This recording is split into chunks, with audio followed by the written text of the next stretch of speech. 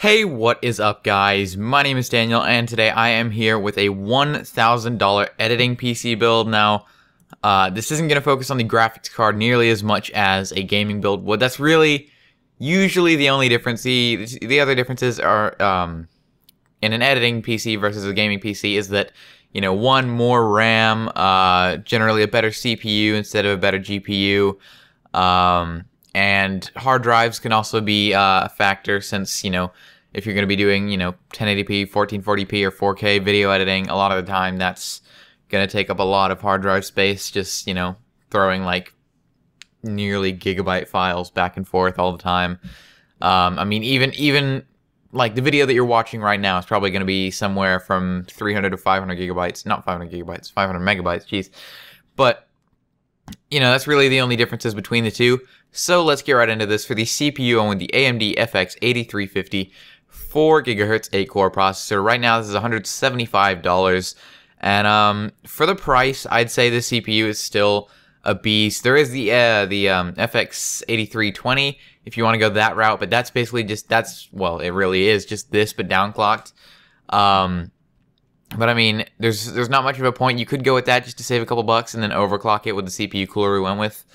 And speaking of that, the CPU cooler we went with is the Noctua NH-D15 CPU cooler. This is $100. It's one of the best air coolers, if not the best air cooler, right now, in my opinion. It's great. It's not as good value as, a Cooler Master Hyper 212 Evo or anything like that, but it is really quiet, does the job well. It's got two 140 fans, I believe, on it already, stock. Maybe it's two 120s, but either way, still great performance. For the motherboard, I'm with the Asus M5A99FX Pro R2.0 ATX AM3 Plus motherboard. Right now, this has a $20 mail-in rebate, making it $120, which isn't bad. It was $115 a while back, but, it's just a $5 difference. I wouldn't really mind.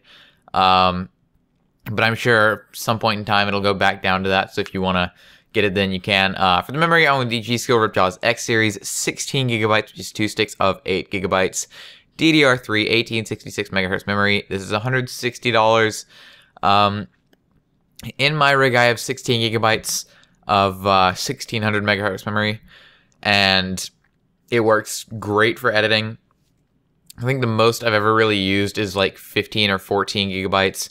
So, even if you're doing pretty hardcore video editing, this should be fine. If you're going to do like really hardcore video editing, just like chopping stuff all the time and adding, effects and filters and stuff like that, and doing a lot of color correction, and you need to play it all back in real time at 60 FPS or even more, then definitely go for 32, or if your motherboard supports it, 64 gigabytes. That's going to help a lot. Yeah, not much more I could say. For the storage, I'm with the Western Digital Caviar Blue 1 terabyte, 7200 RPM internal hard drive. This has a $5 mail-in rebate right now, making it $55. It's basically the best value for a mechanical hard drive that you can get right now. Also, in the storage category, I'm with the Samsung 840 EVO 250 gigabyte solid state drive. This is $130.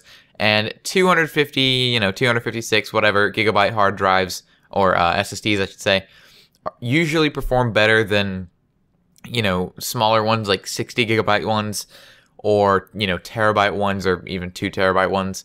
So, this will be a good performing SSD for the money. It's not going to be as expensive as the 840 Pro, but the Evo is just a really, really good SSD for the money, like I said. For the video card, I'm with the EVGA GeForce GTX 750 Ti, 2 gigabyte for the Win Edition ACX video card. So it's got EVGA's ACX cooling on it, which, yeah, it's a pretty good cooler. I have one in my rig right now. I have a 770 with ACX cooler, and it's alright, but, and I just got a Skype message. Let me turn my speakers off. But, yeah, it's $165, and a pretty good card overall. It really doesn't use that much energy at all. So actually, I managed to go with a 430 watt power supply in this build, which means that, you'll be saving a heck of a lot of money with this. So yeah, for the case, I'm with the Fractal Design Define R4 with a window. This is the Black Pearl version. It's an ATX mid-tower case. for 120. What the heck? I recorded my last commentary and this was 109, and then I recorded this one and the price changed. Okay, that's never happened. Anyway, it's $120, I guess now. So yeah, it's a good case overall. You can go with the NZXT H440 if you want to do that as well. That's another really good case that I do like. The NZXT H440 doesn't have any optical bays, so you won't be able to install any like CD read and write or DVD read and write drives. But you know, that'll save a lot of space inside your case. Oh good God, I'm a poet. But yeah, it'll save a lot of space inside your case for whatever you want to do in there. For the power supply, I own the Corsair Builder Series CX430 430 watt 80 plus bronze certified ATX power supply. Right now this is a $20 mail-in rebate, making it $25. It used to be just $20, but now it's $25. I mean, that's alright. I don't really... It's only a $5 difference, so it's not that big of a deal. But, you know, still a pretty good deal for a 430 watt power supply. So yeah, like this video if you enjoyed, subscribe if you're new here. I post content every other day. Thanks for watching, and peace.